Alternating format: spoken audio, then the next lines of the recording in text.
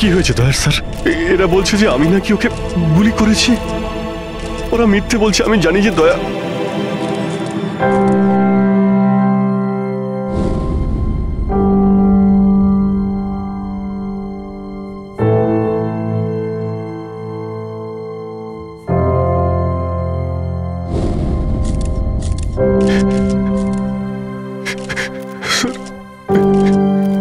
Sir আমি জানি না স্যার আমি কখন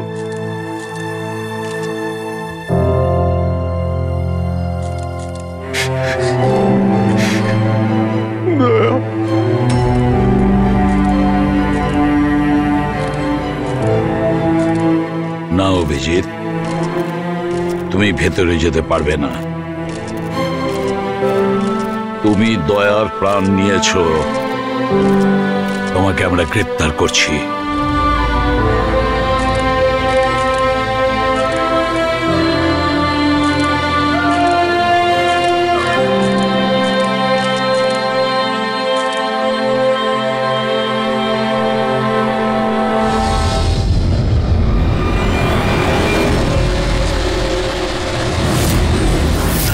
স্যার, যার খুন হয়েছে তার নাম ডিকে, একজন প্রাইভেট ডিটেকটিভ।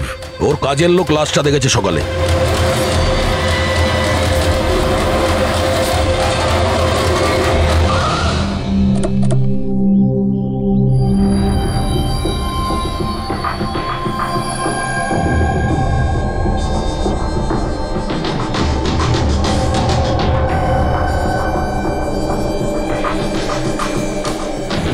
দয়া, এর মুখ তো ক্ষতবিক্ষত, মনে হচ্ছে পয়েন্ট ব্ল্যাঙ্ক রেঞ্জ থেকে একাধিক গুলি করে মারা হয়েছে একে। স্যার, এই রুমের জিনিসপত্র সব ঠিকঠাক জায়গায় আছে, কিছুই হয়নি। মনে তো হচ্ছে না এখানে কোনো হাতাহাতি হয়েছে।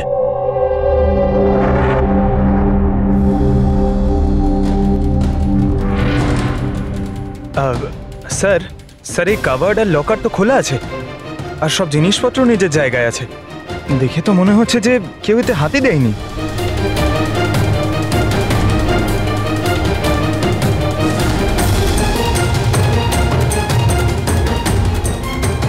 স্যার, টাকা আর গয়না যেকে সেই আছে। মনে হয় উনি যা চাইছিল সেটা পেয়ে গেছে। স্যার, গুলি।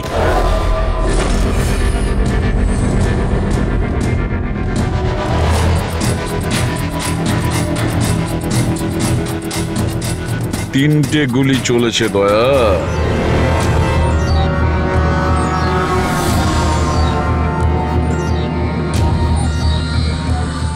স্যার। হ্যাঁ বলো ফেডরিক।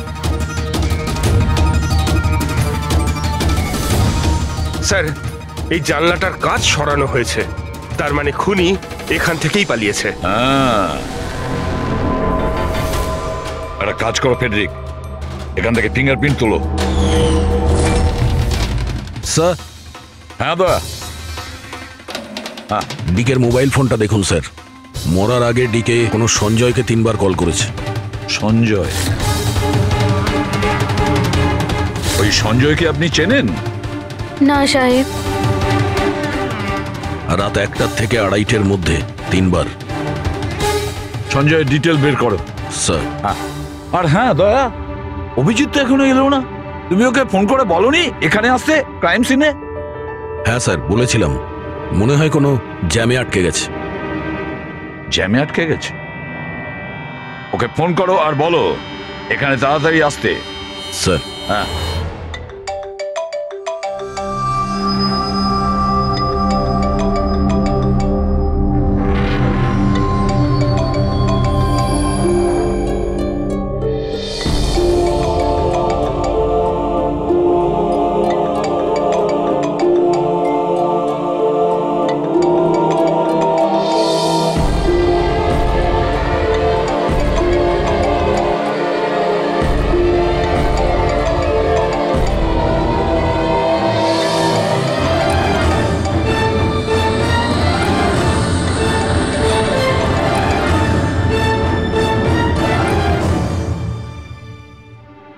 হ্যাঁ দয়া, অভিজিৎ কি বলছে? কোথায় ও? স্যার মানে ওর শরীর খুব একটা ভালো না স্যার। ও ডাক্তারের কাছে যাবে, তারপর ওখান থেকে সোজা বিউরোতে যাবে। কোনো প্রবলেম আছে? না স্যার, কোনো প্রবলেম নেই। বুঝতে পারছি না, অভিজিৎ দিল্লি থেকে আসার পর কেমন অদ্ভুত আচরণ দেখছি ওর মধ্যে।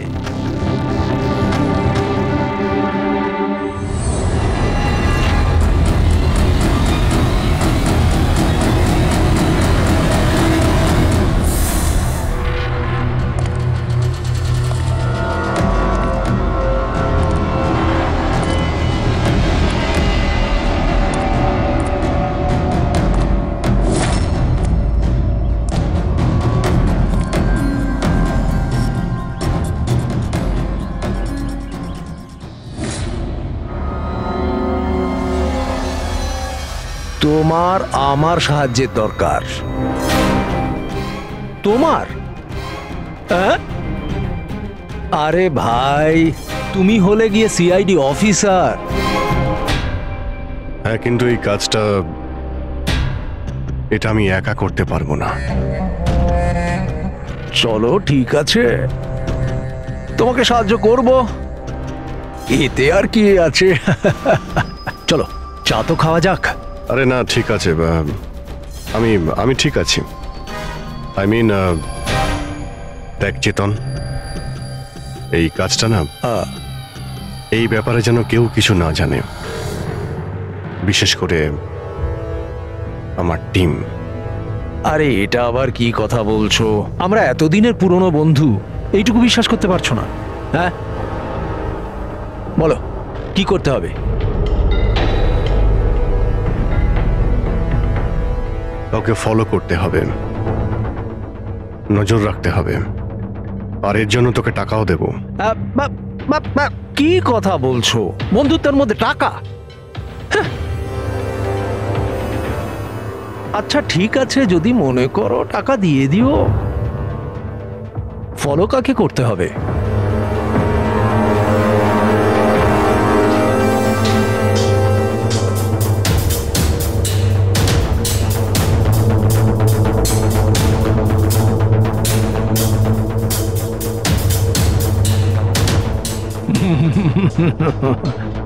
অভিজিৎ, মনে হচ্ছে তুমি ভুল করে ভুল ছবি দিয়ে দিয়েছো।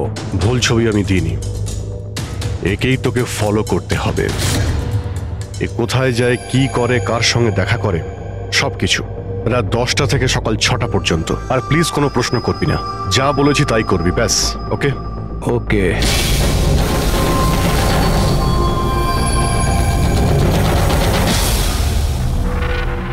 হয় অভিজিৎ পাগল হয়ে গেছে, না হলে বিরাট বড় কোনো গেম চলছে।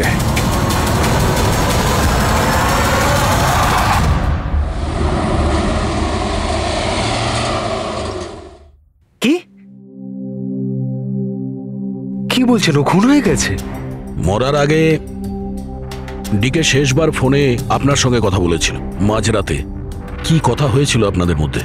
আমার কথাতে একজনের উপরে নজর রাখছিল, কোনো প্রমাণ পেয়েছিল, সেই জন্য আমাকে ফোন করেছিল। হায়ার করেছিলেন কেন?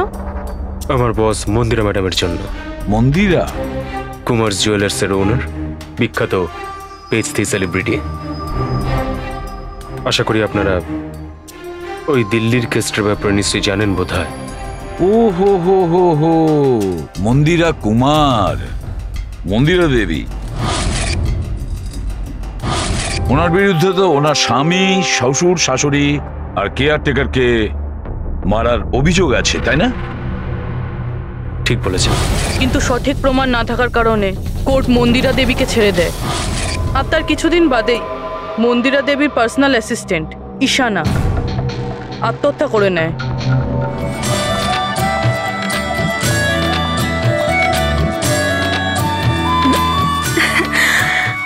তুই হাই, আজও লেট হয়ে গেলি না? তাড়াতাড়ি যা, সঞ্জয় স্যার তোর ওয়েট করছে কখন থেকে। ও গড, সঞ্জয় স্যার তো তাড়াতাড়ি কেন চলে আসলেন? এসেও পড়েছেন আর খুব রেগে আছেন। মাই গড, তুই আমার ব্যাগটা সামলা, আমি এক্ষুনি আসছি।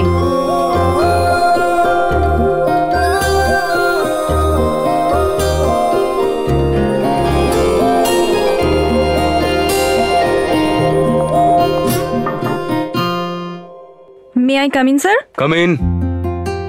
Sorry sir, sorry I am so sorry sir. কটা বাজে বলো তো তুমি? এটা কোনো অফিসে আসার টাইম হলো? স্যার ট্রাফিক খুব বেশি ছিল। কি ট্রাফিকের কথা বলছো তুমি? রোজ একই কথা বলে যাও তুমি। হ্যাঁ, এই অফিসের বাকি লোকজনও তো ওই ট্রাফিক পেরিয়ে আসে, তাই না? হ্যাঁ বলো কুমার। না না, 30শে ডিসেম্বরের আগে কিচ্ছু করা সম্ভব না। আরে তুমি তো এটা জানো যে 30শে ডিসেম্বরে মন্দিরা ম্যাডামের একটা ইভেন্ট রয়েছে মুম্বাইতে, তার আগে কিছুই করা সম্ভব নয়। হ্যাঁ হ্যাঁ,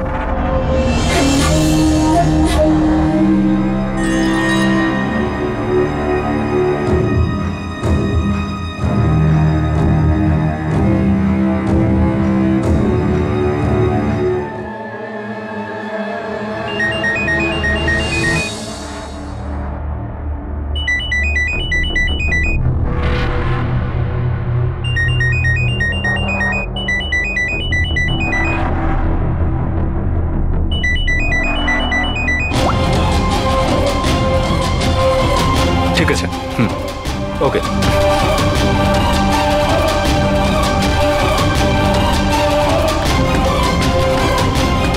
কি হলো? হ্যাঁ, কি হয়েছে নাকি? বাইরে ওভাবে কি দেখছো?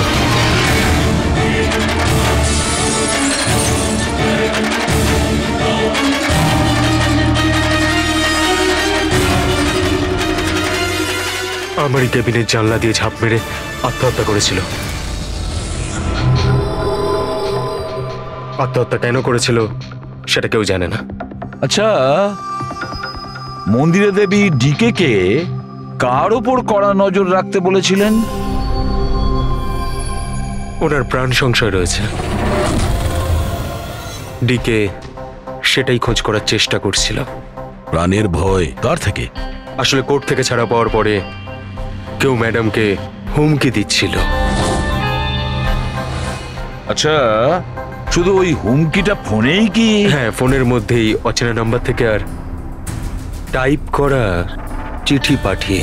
আসলে ম্যাডাম পুলিশের চক্করে দ্বিতীয়বার পড়তে চাননি, সেই জন্য ডিকে কে হায়ার করেছিলেন উনি। তো কিছু জানতে পেরেছে ডিকে? ওর হাতে কিছু প্রমাণ তো এসেছিল, কিন্তু ও সেটা পেন ড্রাইভে সেভ করে রেখেছিল। ওই পেন ড্রাইভটাও আমাকে দিতে চেয়েছিল, সেই জন্যই দিল্লি থেকে মুম্বাই এসেছিলাম আমি। কিন্তু ডিকের বাড়িতে ওর লকারটা খোলা ছিল। আচ্ছা, ওই লকার থেকে পেন ড্রাইভটা চুরি হয়ে যায়নি তো? হতে পারে দয়া। ওর বাড়িতে আমরা একটা ল্যাপটপও পেয়েছি স্যার, হয়তো ওর থেকে কিছু জানা যাবে। মন্দিরাটা কি করে করতে পারলো? পুরো অ্যাকাউন্টটাই বন্ধ করে দিল। নিজেকে কি মনে করেন উনি? সবকিছু কি ওনার ইচ্ছা মতো হবে নাকি? এনারা কারা? সিআইডি। আমরা ওই ডি মানে সঞ্জীবের সঙ্গে দেখা করতে এসেছি। আপনারা দুজন কে? স্যার, ইনি Kaira, mister Kumar, I mean Mandira ম্যাডামের মেয়ে। ও স্যার, আর ইনি ম্যাডামের রিলেটিভ মিস্টার সুবীর। আমরা মন্দিরা ম্যাডাম আর ওর ফ্যামিলির সঙ্গে কবে দেখা করতে পারবো? কারণ ওদের প্রাণ রক্ষা করার দায়িত্ব এখন আমাদের ওপর।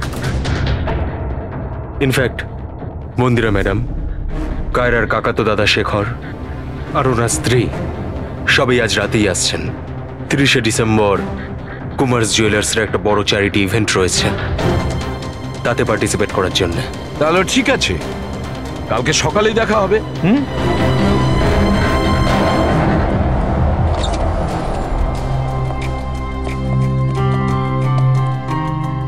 এসব কি হচ্ছে? সিআইডি আমাদের পার্সোনাল ব্যাপারে ঢুকছে কেন?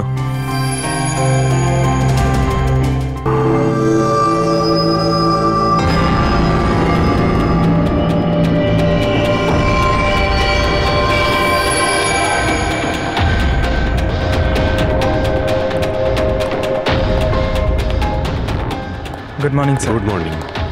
হ্যালো স্যার, এখন কেমন আছেন আপনি? Murder investigation sir, private detective DK sir, বাড়িতেই মারা গেছে স্যার। এটা পুরো কেস ফাইল স্যার।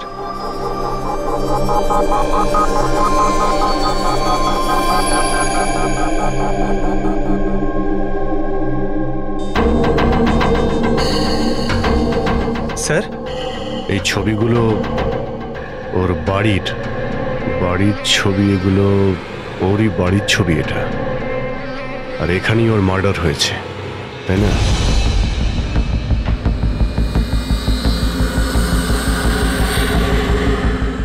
হ্যাঁ, এখানেই ওর মার্ডার হয়েছে। পঙ্কজ, ঘুরিয়ে কেন জিজ্ঞেস করছেন? আমরা এইমাত্র তো সেটাই বললাম। সেটাই তো স্যার, মনে হচ্ছে ওনার শরীর এখনো ঠিক হয়নি, কোনো গন্ডগোল মনে হচ্ছে স্যার।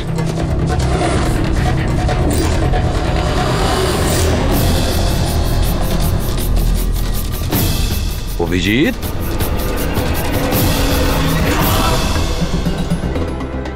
Good morning sir. কি হয়েছে তোমার? হ্যাঁ, কোন জগতে ছিলে?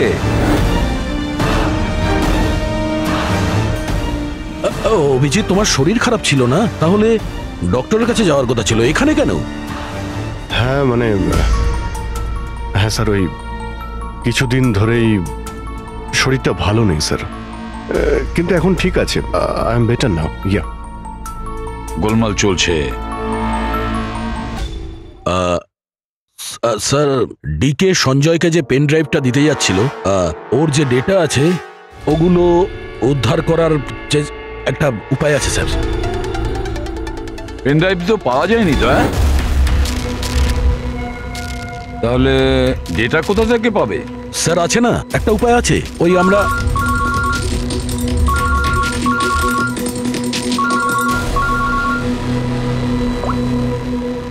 হ্যাঁ বলো সালুকে।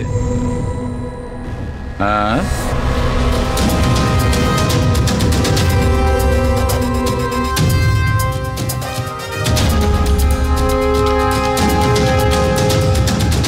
দয়া স্যার,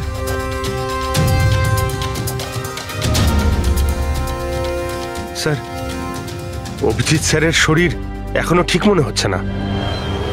কেন? স্যার, ওনাকে কেসের ব্যাপারে বোঝাচ্ছিলাম, কিন্তু উনি আমাদের কথা শুনছিলেনই না, খুব বেখেয়ালি ছিলেন স্যার। ফ্রেডি স্যার, মন্দিরের ব্যাপারে সব ডিটেলস বের করতে হবে। নিউজ পেপারে, টিভিতে যাই এসেছে সব।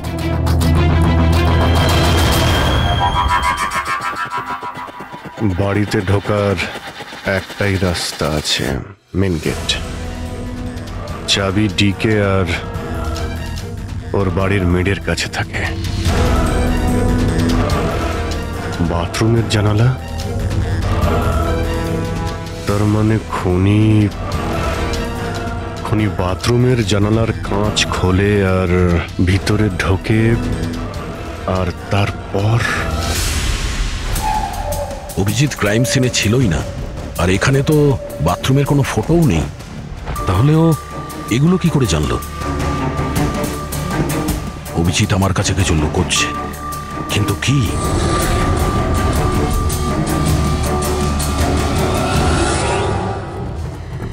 ডিকের কম্পিউটার থেকে যে ডেটাগুলো ডিলিট হয়েছে সেটা ওর অনলাইন অ্যাকাউন্ট থেকে বের করা যেতে পারে। বাস একবার এই পাসওয়ার্ডটা ম্যাচ হয়ে যাক।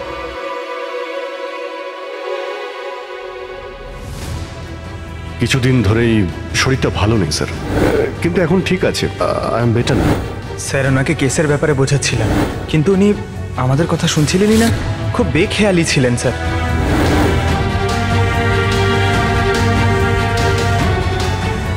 Yes sir, sir password match হয়ে গেছে।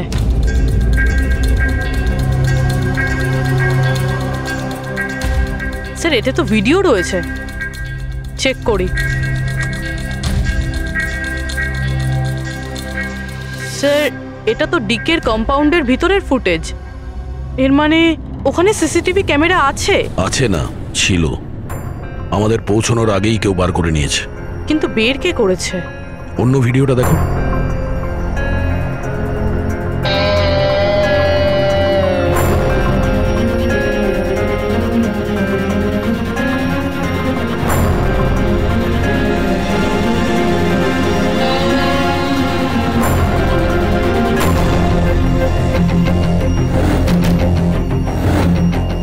এটা কি করে সম্ভব?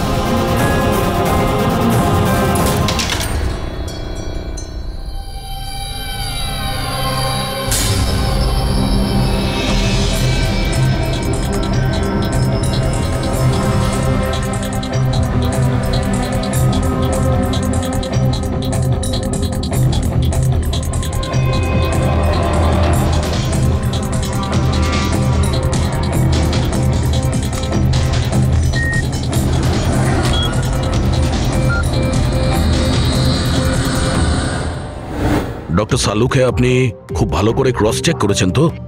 মানে বন্দুক তো আমাদের কাছে নেই, তাই বলছিলাম কোথাও কোনো ভুল? না দয়া, কোনো ভুল নেই।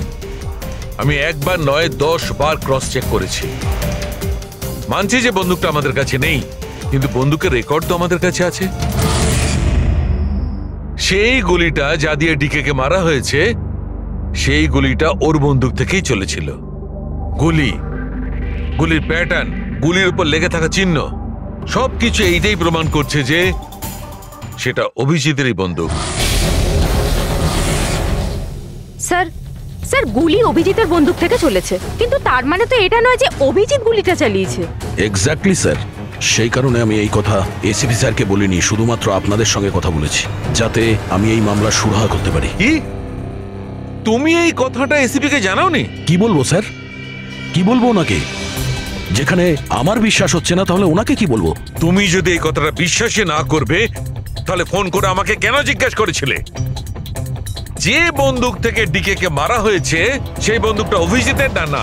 কি এমন ছিল যার জন্য তুমি অভিজিৎকে সন্দেহ করেছিলে? কি ছিল ওটা? এই কারণে ডক্টর, যখন আমরা একটু পিছিয়ে দাও।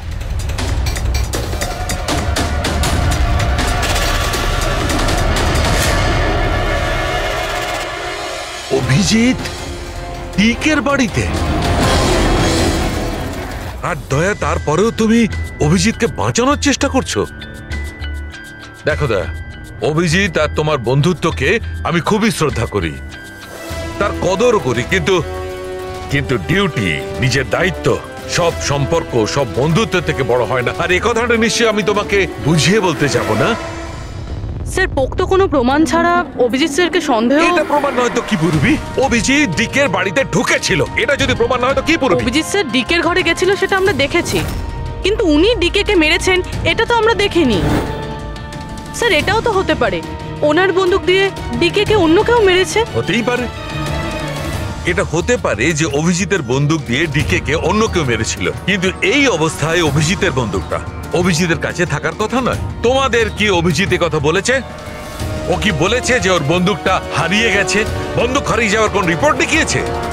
ও সব সময় তোমাদের সঙ্গে ছিল, কিন্তু ও কি বলেছে যে অদ্ভুত পোশাক পরে ডিকের ঘরে কেন ঢুকেছিল, আর তাও বাথরুমের কাঁচ ভেঙে? বলো বলো। স্যার আপনার এই সমস্ত প্রশ্নের উত্তর আমি অভিজিৎকে জিজ্ঞাসা করব, কিন্তু ততক্ষণের জন্য এসিপি স্যারকে আপনি কিচ্ছু বলবেন না। দেখো, তোমরা এই ব্যাপারটা সামলে নাও, কিন্তু ব্যাপারটা আমার ভালো লাগছে না। Please doctor, please. ঠিক আছে, কাল সকাল পর্যন্ত। দয়া, আমি কাল সকাল পর্যন্ত তোমাদের সময় দিচ্ছি। হয় তোমরা সত্যিটা আবিষ্কার করো, নয় এই সমস্ত কথাটা নিজে এসিপি কে বলে দাও। তুমি যদি এসিপি কে কথা না জানাও, তাহলে আমি নিজে প্রদ্যুম্নকে এই সমস্ত ব্যাপারটা বলবো।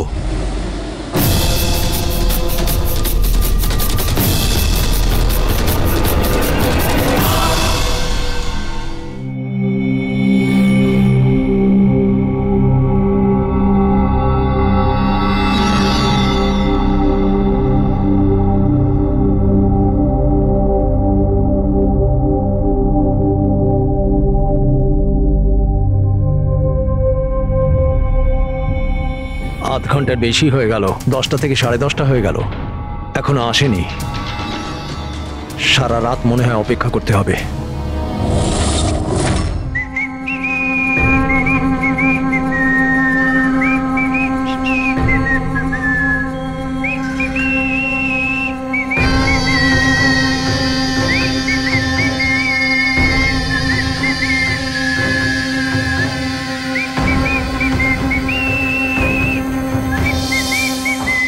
ভুল ছবি আমি দিইনি, একেই তোকে ফলো করতে হবে।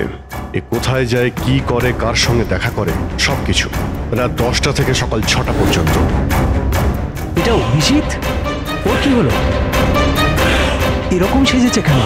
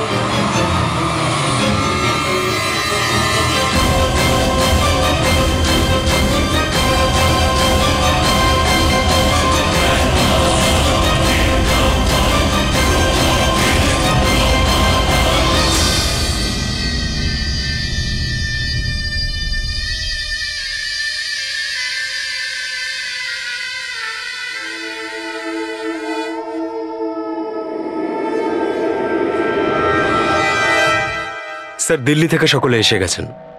মন্দিরা ম্যাডাম, আমারা মন্দিরা ম্যাডামের দাওরের বউ। কায়রা, মন্দিরা ম্যাডামের সৎ মেয়ে। সুবীর, মন্দিরা ম্যাডামের বোনজি। শেখর, মন্দিরা ম্যাডামের দেওরের ছেলে। আসুন ম্যাডাম, এনারা সিআইডি থেকে এসেছেন। এসিপি স্যার, ইনি ভালো হয়েছে আপনারা এসে গেছেন। ডিকে খুনি কে সেটা জানা গেল? আরে আপনি তো এটা জানেনই যে আমাদের ফেমাস অ্যানুয়াল ইভেন্ট খুব তাড়াতাড়ি আসতে চলেছে। আই হোপ যে আপনি আমার সিকিউরিটির সব ব্যবস্থাই করে রেখেছেন। দেখুন, আপনি আমাকে ভুল ভাববেন না, কিন্তু আমি কোনো চান্স নিতে চাইছি না অ্যাকচুয়ালি। এই ইভেন্টটা আমার কাছে খুব বেশি ইম্পর্ট্যান্ট, কিন্তু আমার প্রাণের থেকে বেশি নয়। আপনি কি মনে করেন আপনি আমাকে সিকিউর রাখতে সক্ষম হবেন? আর ডিকে কেসটা কিরকম কি প্রগ্রেস হলো? আসল খুনির ব্যাপারে কিছু জানা গেল? ওসব আপনার জানার দরকার নেই মন্দিরা দেবী। মেইন হলো আপনার নিরাপত্তা, সেটা দায়িত্ব আমাদের। কি চমৎকার বৌদি, আপনার ভয় লাগছে মন্দিরা দেবীর? যাকে আইনও কিছু করতে পারলো না, মানতে হবে তাকে যে আপনাকে ভয় পাইয়ে দিয়েছে। মনে হয় ও জানে না ইনার ব্যাপারে, যে ইনি কি কি করতে পারেন। আপনিও কি মনে করেন আমি আমার স্বামী আর বাকি সবাইকে মেরে ফেলেছি? দেখুন, আপনার বিরুদ্ধে যে অভিযোগই থাকুক না কেন, সেটাতে আমাদের কিছু যায় আসে না। কোর্ট আপনাকে রায় দিয়েছে, আর আমরা কোর্টের রায়কে যথেষ্ট সম্মান করি। আপনি শুধু এটা বলুন, আপনি কাকে সন্দেহ করেন? কি এমন আছে যে আপনাকে মারতে চায়? সন্দেহ? হ্যাঁ, সন্দেহ। না না না, আমি কাউকেই সন্দেহ করছি না। বরং আমার এটা পুরো বিশ্বাস যে আমি মারা যাওয়ার পরে এরা সবাই খুব খুশি হবে, আর আমাকে মেরে ফেলার ষড়যন্ত্রেও এদের মধ্যেই কারো হাত আছে। And I am very sure যে ঈশানার আত্মহত্যাতেও এদের মধ্যে একজনের হাত আছে। এবার আপনিই বলুন, এত ভালো প্রিয় আত্মীয় পরিজনরা থাকতে আমার শত্রুর কি দরকার? মম প্লিজ, তুমি আবার এই নিজের ইমোশনাল ড্রামাটা শুরু করো না। এখানে কোনো ক্রিমিনাল নেই যে তোমাকে মারতে চায়। রাইট। নিজেকে নির্দোষ ভাবা আর অন্যকে দোষী মনে করাটা, এটা তো বৌদির পুরনো অভ্যেস। আই সোয়ার আমি তো এই গল্পটাকে বিশ্বাসই করি না। কে মারতে চায় তোমায়? আর কারা হুমকি দিচ্ছে? কোথায় আছে সে হুমকি দেওয়া লেটারগুলো? হ্যাঁ মন্দিরা দেবী, সেটা কোথায়? ওটা আমার মনে নেই, আমি ফেলে দিয়েছি। সি, আই নিউ যে তুমি এটাই বলবে। So convenient. ব্যাস, অনেক হয়েছে। আপনারা একে অপরকে দোষারোপ করা বন্ধ করুন। তবে একটা কথা খুব ভালো করে মনে রাখবেন, আমরা সবাইকে সন্দেহ করি। তাই সবাইকে বলছি, তার মানে হলো আপনাদের সবাইকে সন্দেহ করি, আপনাদের সবাইকে। আর একটা কথা, আমাদের পারমিশন ছাড়া আপনারা এই শহর ছেড়ে যেতে পারবেন না। কেউ শহর ছেড়ে যাবেন না। আর যদি দরকার পড়ে আমরা দ্বিতীয়বার তাকে ডেকে নেব। Thank you very much. Thank you.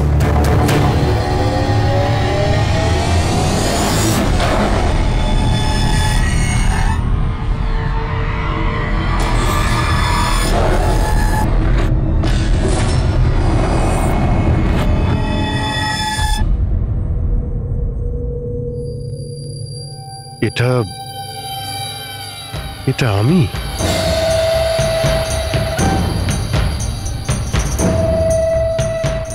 এই পোশাক পরে ঘুরছিলাম?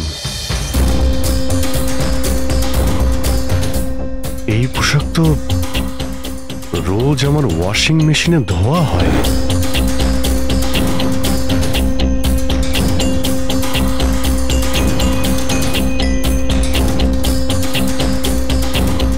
আর এই জুতো, এগুলো এত নোংরা যেন আমি পরেছি। কিন্তু আমার মনেই নেই যে এই পোশাক আমি কখন পরেছি। সত্যি আমার কি হচ্ছে আমার সাথে? এই গাড়িতে কে আছে? হ্যাঁ, কার সঙ্গে আমি কথা বলছিলাম? না, আমি দেখিনি। তুমি কথা বলছো, তুমি সেটা জানবে। আর তুমি আমাকে চিনতেই পারলে না? আরে তোর যদি সুইসাইডই করার হয় তাহলে তুই অন্য কোনো বড় গাড়ির সামনে জানা। আমার সামনে কেন এসেছিস? কিভাবে কথা বলছো? এরকম সেজে ঘুরছো কেন তুমি? ইট ইজ মাই স্টাইল, টনির স্টাইল। তুই কে? আমি কে? আমাকে চেনো না? হ্যাঁ, আর এই টনিটাকে? আরে টনি আমি আবার কে? আরে অভিজিৎ, দেখো, কোনো কেসের জন্য তুমি যদি এরকম করে থাকো আমাকে বলে দাও। এভাবে ভয় দেখেও না। আচ্ছা, এ অভিজিৎ, কিসের কেস? আর তুই কি বলছিস কিছুই আমার মাথায় ঢুকছে না। আমার নাম হলো টনি। টনির সঙ্গে পাঙ্গা নিবি না, বুঝেছিস? সরে যা আর আমাকে যেতে দে। চল।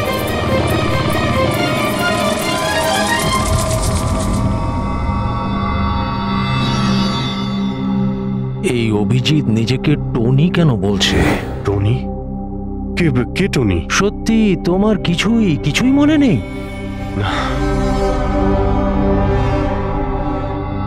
আমার কিছুই মনে নেই, সত্যি বলছি আমি।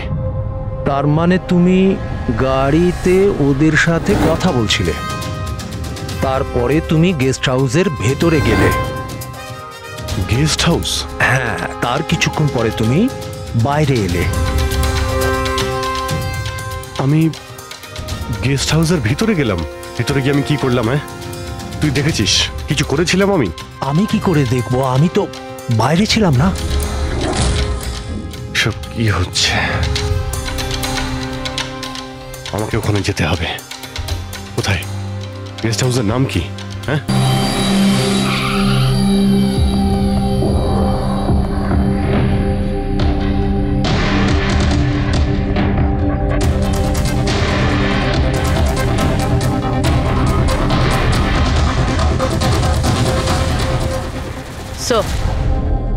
রক্ত।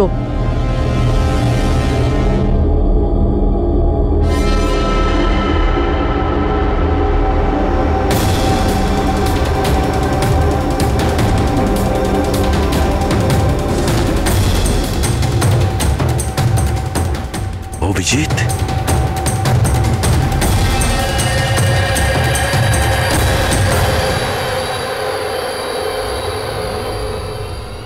দয়া, তুমি এখানে? তোমার ফোন ট্র্যাক করে, আর এই প্রশ্ন তো আমিও তোমাকে করছি অভিজিৎ। তুমি এখানে কি করছো?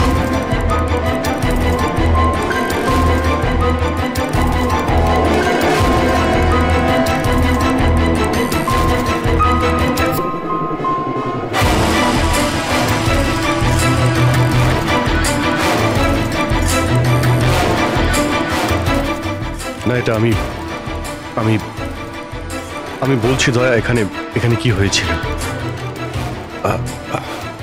অভিজিৎ, এখানে কি হয়েছে ওটা তো আমি দেখছি।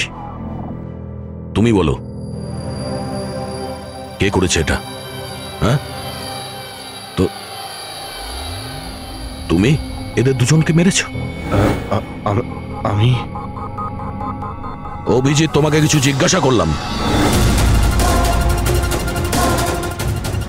তুমি মেরেছো এদের? স্যার স্যার স্যার আপনি অভিজিৎ স্যারকে দোষ দিচ্ছেন। আমার দোষ দেওয়ার কোনো ইচ্ছা নেই পুরবী। তুমি নিজে দেখছো না এখানে দুটো লাশ পড়ে আছে, রক্তে ভেসে গেছে। আর সিআইডি অফিসার অভিজিৎ লাশের মধ্যে থেকে এই ব্যাজটা তুলছে, বা এটা বলতে পারো প্রমাণ চুরি করছে। অভিজিৎ, আমি তোমাকে আবার জিজ্ঞাসা করছি, তোমার সাথে অপরাধীদের মতো ব্যবহার করতে আমাকে বাধ্য করো না। কি করবো দয়া, আমি কি বলবো? যদি আমি বলি যে এই কাজটা আমি করিনি, তুমি মানবে? যদি বলি যে আমি জানি না যে আমি করেছি নাকি করিনি, আই নো আমি ভুলভাল বলছি, কিন্তু কিন্তু তোমরা তো আমাকে চেনো। অভিজিৎ, আমার সামনে যে প্রমাণগুলো পড়ে আছে ওগুলো দেখে আমরা কিছু বলতে পারবো না। আমাকে আমার ডিউটি করতে হবে।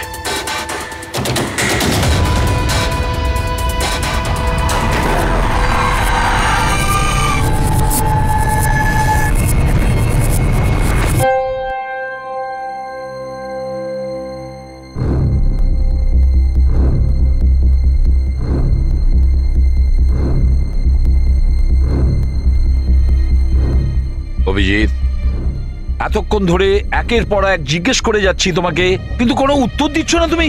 হ্যাঁ, তুমি জানো তোমার ওপর কি অভিযোগ আছে? মাথায় কিছু ঢুকেছে? স্যার, ওই এক মিনিট, ব্যাস। তোমার কাছে এটা আশা করিনি। এত কিছু ঘটে গেল, তুমি আমাকে বলনি কেন? আমাকে বলনি দয়া? সালুকে আমাকে বললো, তা নাহলে তো আমি জানতামই না। তা আমি তাই করেছি যেটা উচিত ছিল। বলো অভিজিৎ, তুমি কি এই খুনটা করেছো? অভিজিৎ, তুমি কি এই খুনটা করেছো? আমি জানি না স্যার। কেন জানো না? তুমি কেন জানো না? হ্যাঁ, ডিকের বাড়িতে তুমি লুকিয়ে লুকিয়ে ঢুকেছিলে, সেটা আমি সিসিটিভিতে দেখেছি। ওই লাশগুলোর পাশে তুমি দাঁড়িয়েছিলে। এই দয়া তোমাকে এখানে ধরে নিয়ে এসেছে। ডিকে আর বডিগার্ডের উপরে যে গুলিটা চলেছে সেটা তোমার গান থেকে চলেছে, ওই গান থেকে চালানো হয়েছে। আর তুমি বলছো তুমি কিছুই জানো না? আমার চোখের ওপর চোখ রেখে তুমি বলো, বলো তুমি এই খুন করোনি। বলো তুমি এইগুলো কিছুই জানো না। বললাম তুমি জানি না স্যার, আমি কিছুই জানি না স্যার। সরি। কি বলবো আপনাকে, আমি কি বলবো স্যার?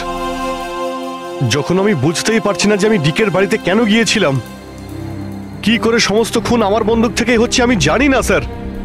স্যার, আমি তো ডিকিকে চিনি না, ওর বডিগার্ডদেরও আমি চিনি না, আমি মন্দিরাকেও চিনি না, আমি তো স্যার নিজেকেও চিনি না। আমি কোথায় যাই, কি করি, কার সঙ্গে দেখা করি, আমি কিছুই জানি না। গত কয়েকদিন ধরে আমার সঙ্গে এইরকমই হচ্ছে স্যার, কিন্তু আমি কিছুই বুঝতে পারছি না। সারাদিন সব ঠিকই থাকে, রাতে বাড়িতে যাই, খেয়ে দিয়ে ঘুমিয়ে পড়ি,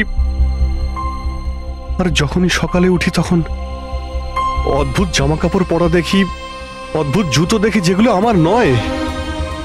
জানি না কি করে আমার বাড়িতে চলে আসে। ড্রেসগুলো ওয়াশিং মেশিনে ধোয়া হয়েছে, জুতোতে মাটি লেগে থাকে, এমনটা মনে হয় যেন আমি ওগুলো ব্যবহার করেছি, কিন্তু আমি বুঝতে পারি না। নিজেকে খুব ক্লান্ত লাগে, এমন মনে হয় যেন আমি সারা রাত জেগেছিলাম, অথচ আমি কি করেছি আমার কিছুই মনে থাকে না। মনে হয় প্রতিদিন আমার 6 থেকে 7 ঘন্টা হারিয়ে যাচ্ছে, যার ব্যাপারে আমি কিছুই জানি না। আপনি বলছেন আমি ডিকের বাড়িতে গিয়েছিলাম, হতে পারে, কিন্তু আমি জানি না। আমি ডিকে আর ওর বডিগার্ডদের মেরেছি কিনা আমি জানি না। আমি মন্দিরাকে মারার চেষ্টা করেছি সেটাও আমি জানি না। আমি কি করেছি, কেন করেছি, আমি কি করতে চলেছি, আমি কিছুই জানি না স্যার, আমি কিছুই জানি না।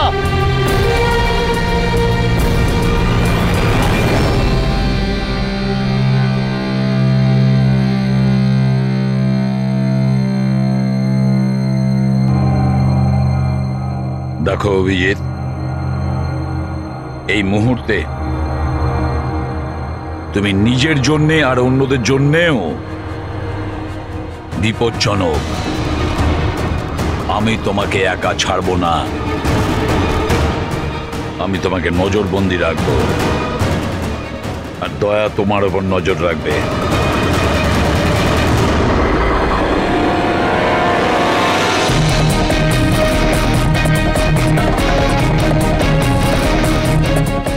দয়া, স্যার,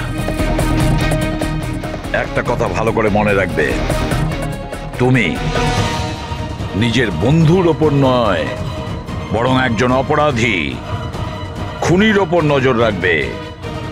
এমন একজন লোক যে মানসিক ভারসাম্য হারিয়েছে। আজ থেকে এই কেসের তদন্ত আমি নিজে করব, আর তুমি অভিজিৎকে আটকাবে কোনো অপরাধ করা থেকে। আর তার জন্য যদি অভিজিতের ওপর গুলিও চালাতে হয়, তাও তুমি চালাবে। Is that clear? Yes sir.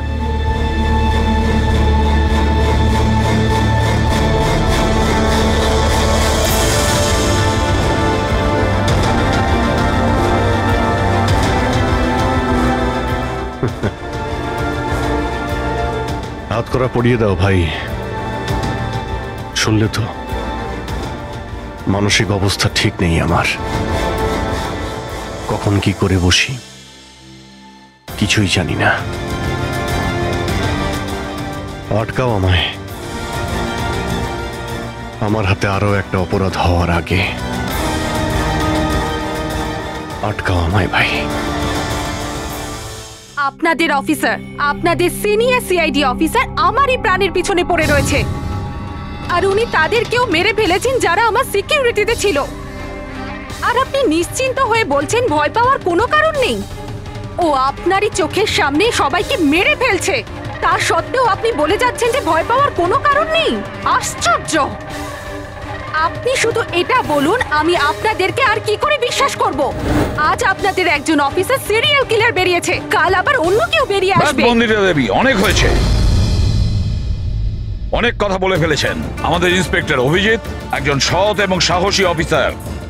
নিজের দেশকে রক্ষা করার জন্য, সাধারণ মানুষের রক্ষা করার জন্য নিজের প্রাণও দিতে পারে।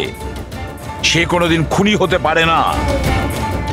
হ্যাঁ, ওর বিরুদ্ধে অভিযোগ আছে, 3টে খুনের অভিযোগ আছে। আপাতত এটা প্রমাণিত হয়েছে যে অভিজিৎ নিজের মানসিক ভারসাম্য হারিয়েছে। ও কি করছে ওর মনেই থাকে না, কার সঙ্গে দেখা করছে, কি বলছে, আর যখন নর্মাল হয়ে যায় কিছুই মনে থাকে না। তার মানে এই নয় যে ও একজন খুনি। আমি জোর দিয়ে বলতে পারি যে আপনার জীবন বিপন্ন, আর তাও আপনার এই আত্মীয় স্বজনদের কারণে। এক্সকিউজ মি, সব প্রমাণ আপনাদের অফিসারের বিরুদ্ধে পাওয়া গেছে, আর সন্দেহ আপনারা আমাদেরকে করছেন? হ্যাঁ, আমি সবাইকে সন্দেহ করছি। উনি তো আপনারই অফিসার, আপনি তো ওকেই বাঁচাবেন। এই 3টে খুনই কিন্তু ইন্সপেক্টর অভিজিতের গান থেকে চলা গুলিতেই হয়েছে। আর আপনি বলতে চাইছেন যে এই কাজটা আমাদের মধ্যে কেউ করে থাকতে পারে? আরে আমাদের কাছে আপনার ওই অফিসারের গানটা কোথা থেকে আসবে? শেখর বাবু, খুব তাড়াতাড়ি আমরা খোঁজ নিয়ে নেব যে ইন্সপেক্টর অভিজিতের গান আপনার কাছে কিভাবে গেল। আর মন্দিরা দেবী, আপনাকে একটা রিকোয়েস্ট করি, 30শে ডিসেম্বর আপনার যে ইভেন্টটা আছে সেটা ক্যান্সেল করবেন না। এই একটাই সুযোগ আছে খুনিকে ধরার জন্য, কারণ খুনি ওই ইভেন্টে নিশ্চয়ই আসবে।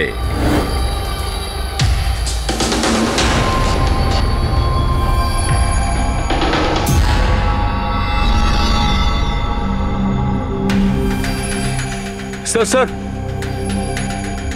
হ্যাঁ সঞ্জয়, কি হচ্ছে? স্যার আপনি অভিজিৎ স্যারের ব্যাপারে কিছু বলছিলেন যে ওনার ভিতরে অন্য একজনের প্রতিফলন ঘটে, স্মৃতিশক্তি ওনার, মানে উনি আগের দিন রাতের কথা মনে করতে পারেন না। হ্যাঁ, তো ঠিক এরকমই, এক্স্যাক্টলি এরকমই অন্য আরেকজনের সাথেও হয়েছিল। কার সঙ্গে বলুন? স্যার ঈশানা। ঈশানা? যেদিনও আত্মহত্যা করেছিল তার কিছুদিন আগে থেকেই একদম এরকমই আচরণ করতে শুরু করেছিল। কি অদ্ভুত রকম হয়ে গিয়েছিল, অন্য মনস্ক থাকতো।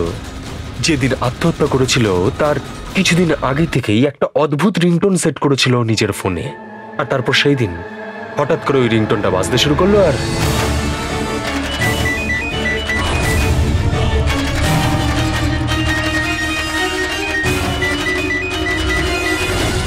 স্যার ওকে দেখে মনে হচ্ছিল ও যেন নিজের মধ্যেই নেই। স্যার অভিজিৎ স্যারও তো দিল্লি থেকে ফেরার পর এইভাবেই বিহেভ করছে। হ্যাঁ, ঈশানা, অভিজিৎ, দিল্লি, এই তিনটের কোনো না কোনো কানেকশন আছে, নিশ্চয়ই কোনো গোলমাল আছে, কিছু না কিছু আছে।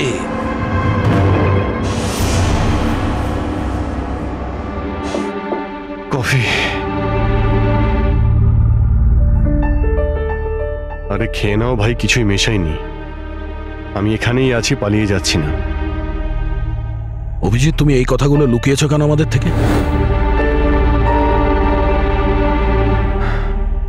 লুকোতে হয়েছিল ভাই, কি করব আমি আমি কিছুই বুঝতে পারছিলাম না যে আমি কি করব, আমার সঙ্গে কি হচ্ছে। যেখানে আমি নিজেই কনফিউজ, আমি সেখানে কি বলবো তোমাকে? সেই জন্য আর কোনো ব্যাপার নয়। আমার উপর ভরসা ছিল না নাকি? আমাকে যোগ্য ভাবনি যে আমি তোমার কোনো সাহায্য করতে পারি? কি ভাই এসব কি বলছো তুমি? ব্যাপারটা এরকম নয়। তাহলে বলনি কেন? আমার তো মনে হচ্ছে আমি তোমাকে চিনি না। এই মুহূর্তে আমি যার সঙ্গে বসে কথা বলছি সে অভিজিৎ নাকি অন্য কেউ?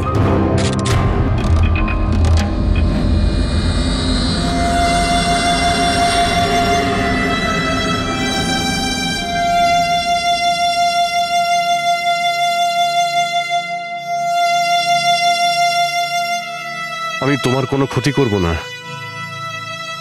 অভিজিৎ হই বা টনি, স্বপ্নেও তোমার কোনো ক্ষতি করব না। বন্দুক দেখানোর দরকার নেই। বিষয়টা তা নয় যে তুমি আমার কোনো ক্ষতি করবে। বিষয় এটা যে আমি এখানে শুধুমাত্র আমার ডিউটি করছি, আর আমি কোনো চান্স নিতে চাই না।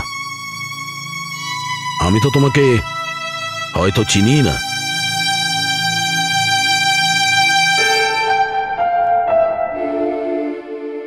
ঠিক আছে, তুমি যখন বুঝতেই পারছো না আর কি বলবো।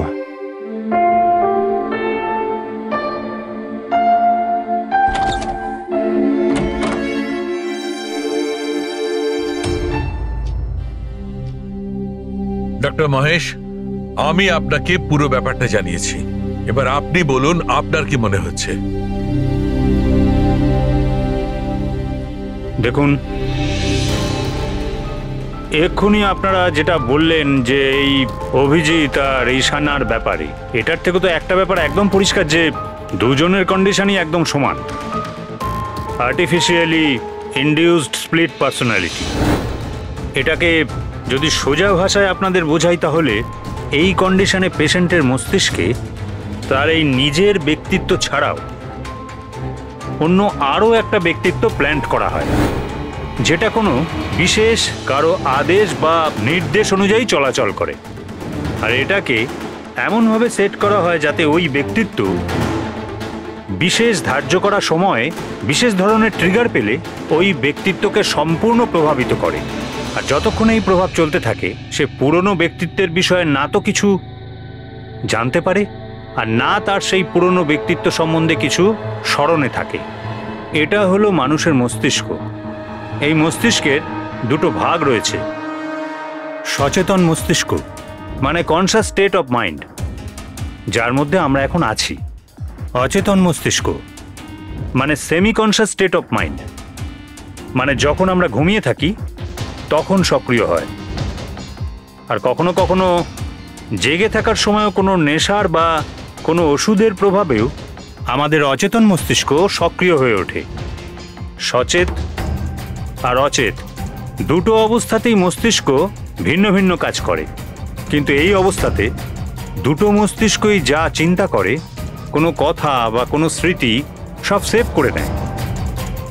সচেত মস্তিষ্কের মধ্যে সেভ করা কথাবার্তা আমাদের অনেক বছর ধরে মনে থাকে, কিন্তু অচেত মস্তিষ্কে সেভ করা কথাবার্তা আমাদের মনেই থাকে না।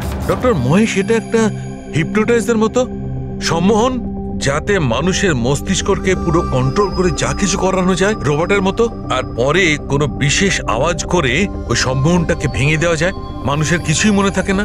না না না ডক্টর সালুকে, সম্মোহন একদম আলাদা প্রক্রিয়া। সম্মোহন অবস্থায় আপনি মানুষকে ততক্ষণই কন্ট্রোল করতে পারেন যতক্ষণ সে সম্মোহিত আছে। সম্মোহিত অবস্থা থেকে একবার বেরিয়ে আসার পর তাকে আবার সম্মোহিত করতে হয়। এখানে ব্যাপারটাই পুরো আলাদা। এখানে মানুষের মস্তিষ্কে একটা ঘটনা যা আদৌ ঘটেইনি, একটা ব্যক্তি যার কোনো অস্তিত্বই নেই, তাকে ওই মানুষের মস্তিষ্কের ভিতরেই প্ল্যান্ট করা হয়, তার মস্তিষ্কে এই কথাটাই ফিট করা হয়। আচ্ছা, তার মানে এত কিছু অভিজিতের সঙ্গেও ঘটেছে। কোনোভাবে অভিজিৎ ওই ট্রিগারগুলো পেয়ে যায়, যার কারণে টনি জেগে যায়। Exactly sir. রাতে অভিজিৎ ঘুমিয়ে পড়ার পর নিশ্চয়ই কোনো না কোনো আওয়াজ শুনতে পায়, যেটা ওই টনির জন্য একটা ট্রিগারও হতে পারে। হয়তো ওই আওয়াজটা শুনেই টনি জেগে যায়, কিন্তু অভিজিৎ সেখানেই ঘুমিয়ে থাকে। টনি জেগে যায় যে টনি আসলে খুনি, একজন বদমাশ, একজন অপরাধী। আর অভিজিৎ যাদেরকে চেনে ও তাদের কাউকেই চেনে না। যদি এটাই হয়তো অভিজিতের ভেতরের টনিকে কোনোভাবে কমেন্ট দেওয়া হয়েছে মন্দিরাকে মেরে ফেলার জন্য, তাহলে 30শে ডিসেম্বর ইভেন্টে টনি এর পরিণাম দেখতে চায়, মন্দিরাকে মেরে ফেলার চেষ্টা করবে 2 দিন পরেই, 30শে ডিসেম্বর।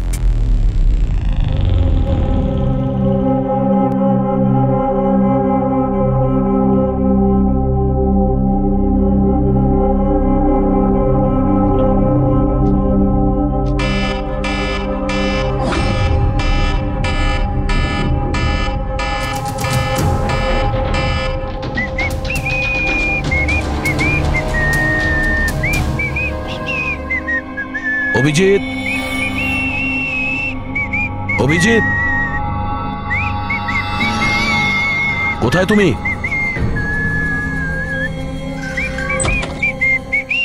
অভিজিৎ, অভিজিৎ, ওই শুনতে পাচ্ছ না?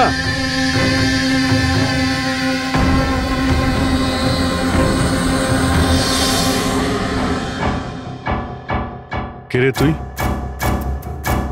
তুই আমার বাড়িতে কি করছিস? অভিজিৎ, টনি, তুমি এখান থেকে পালাতে পারবে না।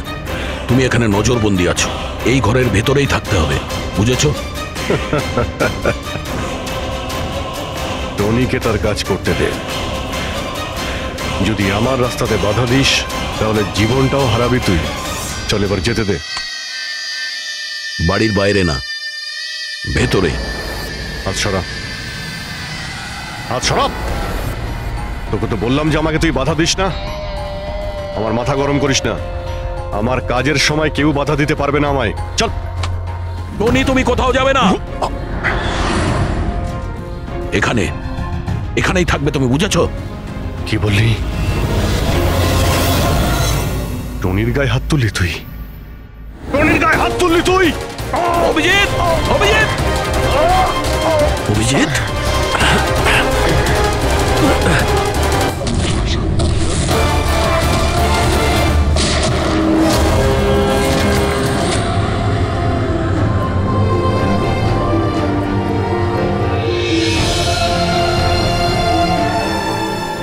স্যার দয়া, কি হয়েছে দয়ার স্যার? এরা বলছে যে আমি নাকি ওকে না অভিজিৎ, তুমি ভেতরে যেতে পারবে না। তুমি দয়ার প্রাণ নিয়েছো, তোমাকে আমরা গ্রেপ্তার করছি।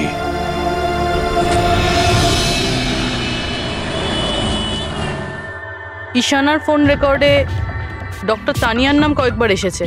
আপনাদের মধ্যে কেউ চেনে ডক্টর তানিয়াকে? আত্মহত্যা করার আগে উনি ডক্টর তানিয়ার সাথে দেখা করেছিলেন কি? এই ডক্টর তানিয়া কোনো ডেন্টিস্ট নয় তো? মারা যাওয়ার আগে ঈশানা কয়েকবার একজন ডেন্টিস্টকে দেখিয়েছিল। আমার নাম তো মনে নেই, কিন্তু হতে পারে ইনিই সেই। যতদূর আমার মনে হয় ইনি কোনো ডেন্টিস্ট তো নন। কিছুদিন আগে সিআইডি অফিসার অভিজিৎ এখানে ছিল। Yes ma'am. ওই পুরো সপ্তাহে এখানে যারা যারা ছিলেন তার পুরো লিস্ট আমার চাই। আর ওনার থাকার সময় এই লবিতে থাকা সিসিটিভি ফুটেজও চাই।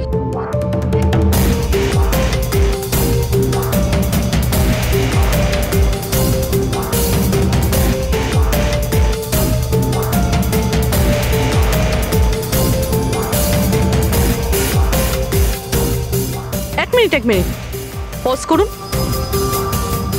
এই মহিলাকে যার সাথে অভিজিৎ স্যার কথা বলছে? পুরবি, এই লিস্টটাতে ডক্টর তানিয়ার নাম আছে। উনি এখানেই ছিলেন যতদিন অভিজিৎ স্যার এখানে ছিলেন। মনে হচ্ছে ওই মহিলাই। কি নাম এই মহিলার? ম্যাম ডক্টর তানিয়া সপ্তাহখানেক ধরে এখানেই ছিলেন। স্যার, এই তানিয়ার সাথে দেখা করতেই হবে। স্যার, তানিয়া মুম্বাইয়ের প্যারাডাইস হোটেলে রয়েছে। টিকিট পাবো না আমি মানেটা কি? লুক, আমাকে এক্ষুনি ইন্ডিয়া থেকে বাইরে যেতে হবে। Do you understand?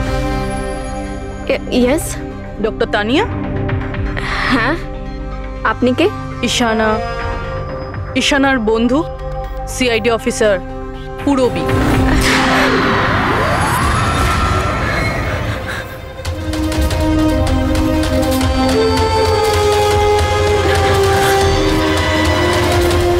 পালানো অত সহজ নয়।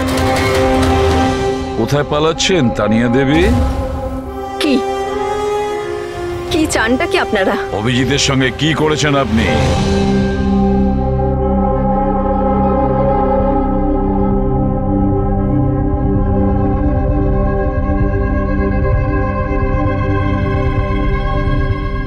ঈশানা আর অভিজিতের ব্রেনের উপর আমি এক্সপেরিমেন্ট করেছি।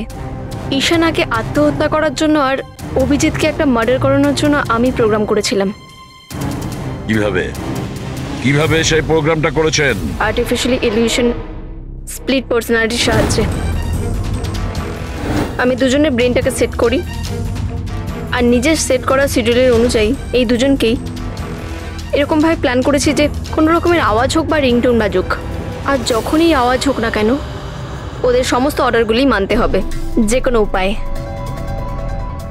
ওই ফোন নাম্বারটা যেখান থেকে ওনার কাছে ফোন আসে, কার নাম্বার সেটা? ওটা একটা পিসিও নাম্বার। ঈশানাই আমাকে এই নাম্বারটা দিয়েছিল অভিজিতের ব্রেনে ফিট করার জন্য। কি বললেন আপনি? কি বললেন আপনি? অভিজিৎকে এসব করার জন্য ঈশানা আপনাকে বলেছে? হ্যাঁ। আর ঈশানা যে আত্মহত্যা করেছে সেটা কি? সেটার কারণ কি? ওটা আসলে ঈশানা নিজেই বলেছিল আমাকে করতে। হোয়াট? হ্যাঁ, বলেছিল তো ঈশানাই, বাট আই এম শিওর নিশ্চয়ই এর পেছনে কোনো না কোনো কারোর হাত আছে, যার বিষয়ে আমি জানি না। কেন? সে কেন এগুলো করবে? হয়তো ওর কোনো দুর্বলতা ছিল। যে করেই হোক অভিজিৎকে ওই পরিস্থিতি থেকে বের করতে হবে। নিয়ে চলো একে। চলো। ও বাইরে বেরোতে পারবে না। কেন? আমি অভিজিতের ব্রেনকে প্রোগ্রাম করেছি। সম্মোহন নয়, যে ইচ্ছে হলো আর ভেঙে দিলাম। আমি অভিজিতের ব্রেনের মধ্যে একটা খুনিকে প্ল্যান করেছি, টনিকে। এটাই হলো সেই আর্টিফিশিয়ালি ইনডিউস পার্সোনালিটি, যেটা আর কোনোদিনও বাইরেই আসবে না। আমি যদি চাই তাহলেও অভিজিৎকে কোনোদিন বাইরে বের করতে পারবো না, কিন্তু আমি যদি এরকমটা করি হয়তো অভিজিৎ পাগল হয়ে যাবে। বা ও মারাও যেতে পারে। মানে যখনই ট্রিগার হবে টনি মন্দিরাকে মেরেই ছাড়বে। আরও ততক্ষণ থামবে না যতক্ষণ না সত্যিকারের মেরেই ফেলছে মন্দিরাকে। আর এসবের মধ্যে যে আসবে সেই মারা যাবে। মন্দিরাকে মারার জন্য ট্রিগারটা কি ট্রিগার আছে অভিজিতের জন্য? ঈশানার কেসে ট্রিগার ছিল একটা রিংটোন, আর অভিজিতের কেসে ট্রিগার হলো একটা রিমাইন্ডার টোন, একটা বিশেষ ধরনের বিপ, যেটা আমি অভিজিতের মোবাইলে সেট করে দিয়েছি। হ্যাঁ, অভিজিৎ মন্দিরাকে কিভাবে মারবে? কি প্রোগ্রাম সেট করেছো তুমি বলো? ততক্ষণ মন্দিরাকে ছুরি দিয়ে স্ট্যাপ করতে থাকবে যতক্ষণ না ও মন্দিরের অনেক রক্ত দেখে ফেলছে।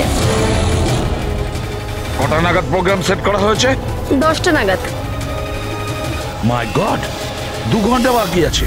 গ্রেফতার করো একে।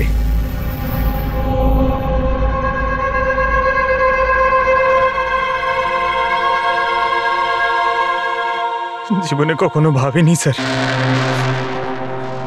যে আপনার ওপর অপরাধীর মতো নজর রাখতে হবে।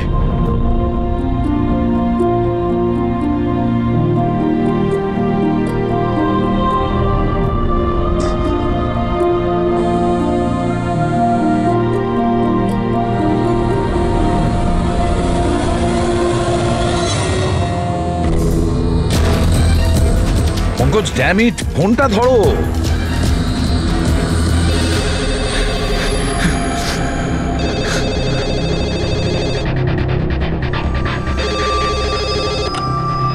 হ্যালো পঙ্কজ, কোথায় ছিলে তুমি? মোবাইলটা ধরোনি কেন? সরি স্যার, আমার ফোন সাইলেন্টে ছিল। স্যার আমি এখানেই আছি অভিজিৎ স্যারের কাছে। শোনো আমার কথা, এক্ষুনি তুমি অভিজিতের ফোনটা সুইচ অফ করো। কি স্যার, ফোন সুইচ অফ করবো? ওর ফোন সুইচ অফ করো যেভাবে আমি বলছি, এখনই, এই মুহূর্তে। অভিজিৎ স্যারের ফোন স্যার? প্রশ্ন করো না, যা বলছি তাই করো। অভিজিতের ফোন বন্ধ করো। দেখো, হাতে আমাদের সময় নেই। অভিজিৎ যে কোনো সময় খুনি হয়ে যেতে পারে। যাও তাড়াতাড়ি। না না,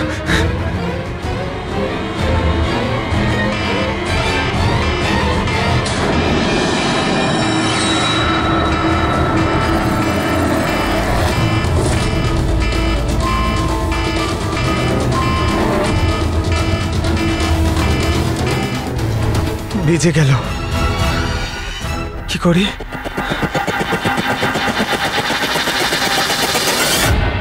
অভিজিৎ স্যার, অভিজিৎ স্যার কোথায় গেলেন? Abhijit sir, Abhijit sir,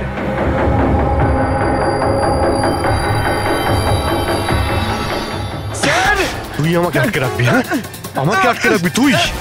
টনিকে? হ্যাঁ, টনি আর টনির কাজের মাঝে যে আসবে তাকে মরতে হবে, মরতে হবে তাকে।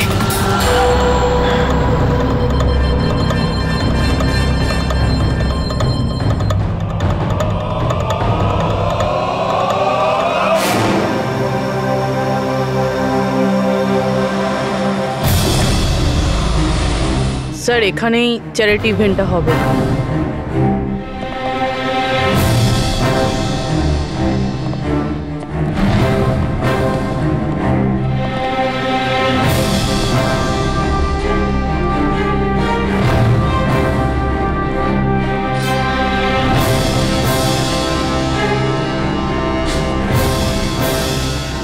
আপনারা এখানেই দাঁড়ান প্লিজ।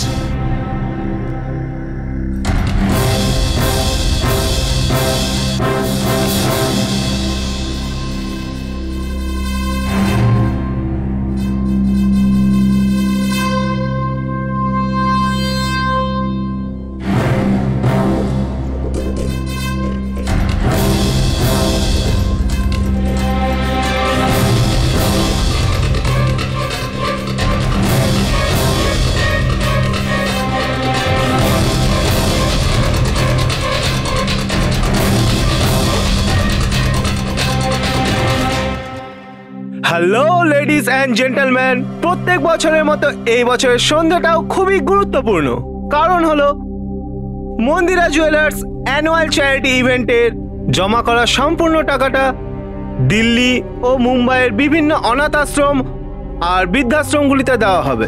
একবার জোরে হাততালি ডিকেসি চ্যারিটির জন্য। প্রত্যেক বছরের মতো এই বছরও আমাদের প্রধান অতিথি আছেন। তিনি আর কেউ না, তিনি হলেন মিসেস খান্না। তাহলে আসুন বন্ধুরা, একটা জোরে হাততালি দিয়ে স্বাগত জানাই মিসেস খান্নাকে। মিসেস খান্না,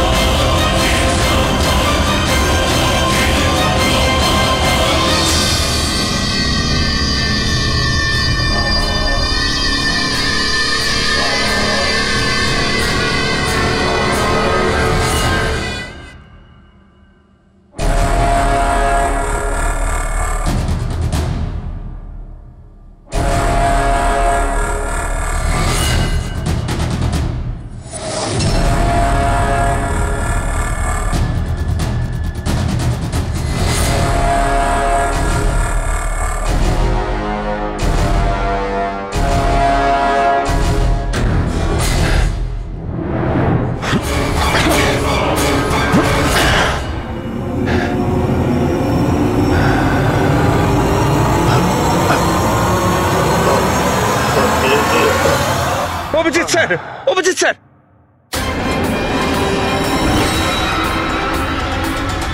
স্যার, স্যার,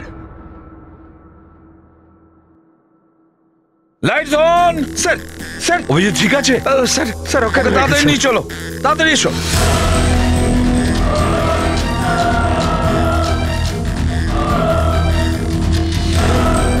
দরজা খুলুন।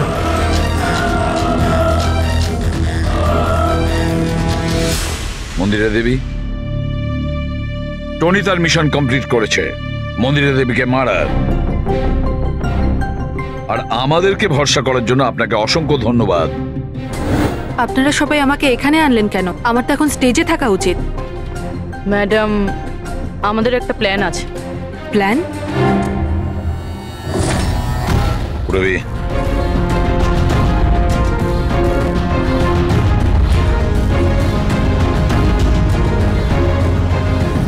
Lights off. Mandira Devi,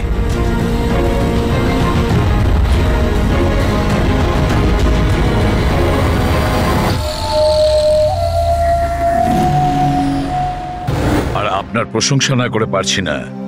thank you. মম, তুমি ঠিক আছো তো? এসব কি? আপনারা আমাদের গ্রিন রুমে লক করে কি করতে চাইছিলেনটা কি? আসল খুনি তো অন্য কেউ, তাই না? স্যার, আপনি সবকিছু মায়ের জীবনের ঝুঁকি নিয়ে করেছেন। যদি সত্যিই মায়ের কোনো ক্ষতি হয়ে যেত তাহলে? এতে তো সত্যি ভীষণ বড় রিস্ক ছিল স্যার, বাট আই হোপ এবার বিপদ কেটে গেছে। বিপদ এখনো কাটেনি, কারণ এই খেলার আসল মাস্টার মাইন্ড এখনো ধরা পড়েনি। গল্প এখনো অনেক বাকি আছে।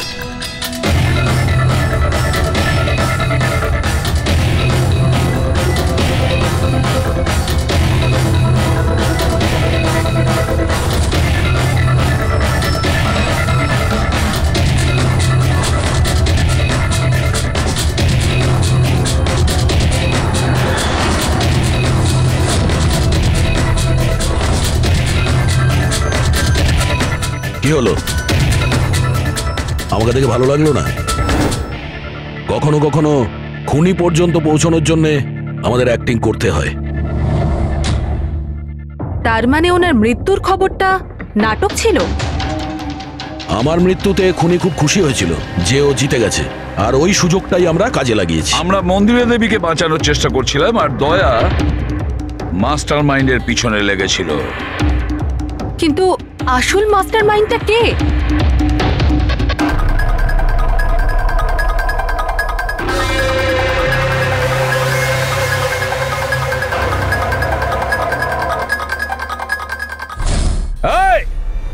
স্যার, স্যার কেউ পালালো স্যার।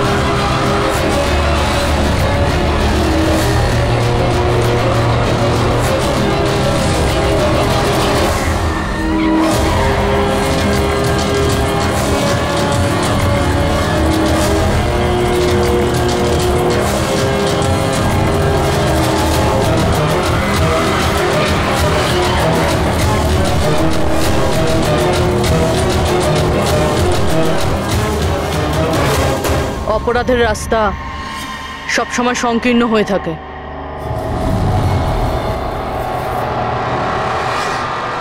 তুমি এটাই ভাবছো যে আমরা কি করে জানলাম যে তুমি খুন করেছো? আমরা তো এটা জানতাম যে এই মাস্টারমাইন্ড মন্দিরা দেবীর নিজেরই কোনো লোক। তাই আমার মৃত্যুর পরে আমি সব থেকে আগে এটা খোঁজ নিয়েছি যে আপনাদের মধ্যে কে সে যে অভিজিৎকে চিনত বা দেখা করেছেন।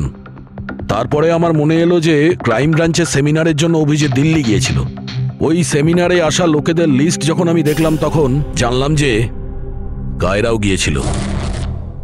ক্রিমিনাল সাইকোলজির স্টুডেন্ট কায়রা। আর তানিয়াকে জিজ্ঞাসাবাদ করার পরে আমরা জানতে পারলাম যে ঈশানাই এই সমস্ত কাজ করতে বলেছে।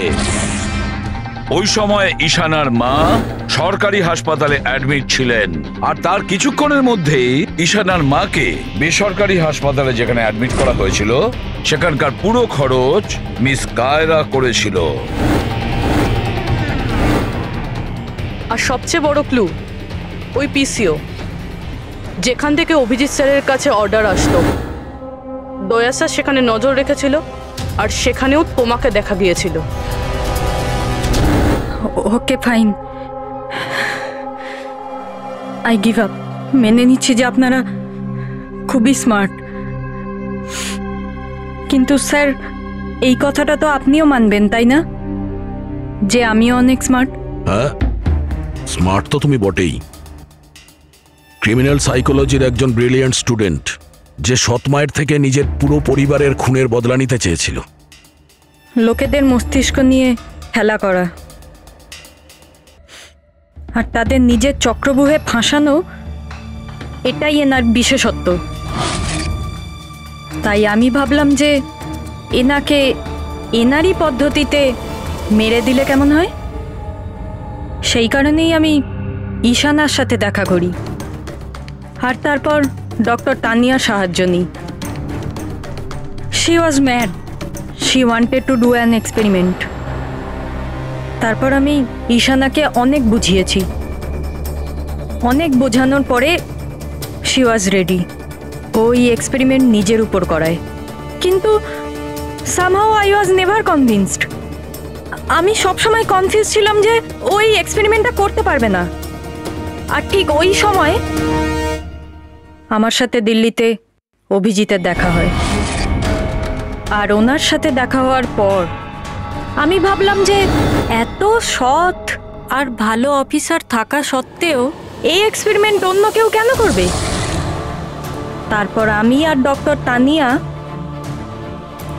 অভিজিৎকে ব্যবহার করি।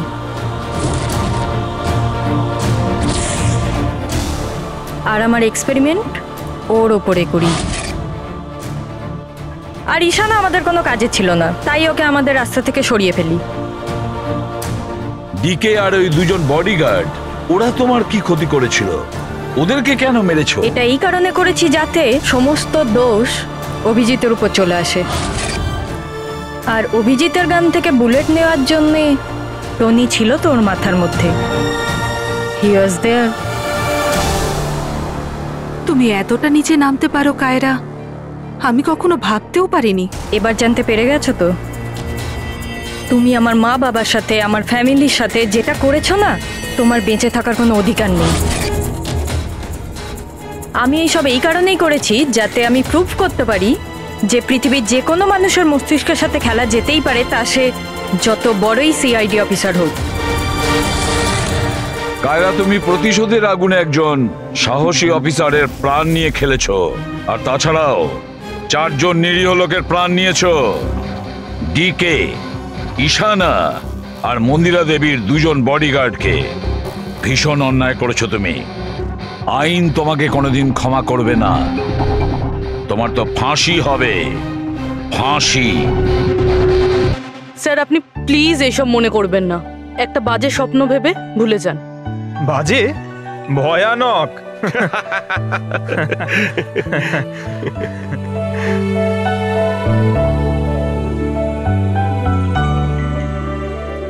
বস, হ্যাঁ বলো সালুকে, বলো। কেস তো সলভ হলো? হ্যাঁ, কেস তো সলভ হলো, কিন্তু কিন্তু কি বস, অভিজিতের মস্তিষ্কে যে টনিকে প্ল্যান্ট করা হয়েছিল সেই উদ্দেশ্যটা সফল হয়েছে। তারপরে এখন আর কেউ ট্রিগার ধরবে না, ওর কানের সামনে কেউ গান করবে না, যার কারণে অভিজিৎ টনি হয়ে যেত। হ্যাঁ হ্যাঁ, কিন্তু বস, কিন্তু কি বস? কথাটা এই, টনি অভিজিতের মস্তিষ্ক থেকে কখনো যাবে না। কি? টনি অভিজিতের পার্সোনালিটির অংশ হয়ে গেছে বস। কেউ জানে না যে কবে, কখন, কোথায় সামনে এসে যাবে।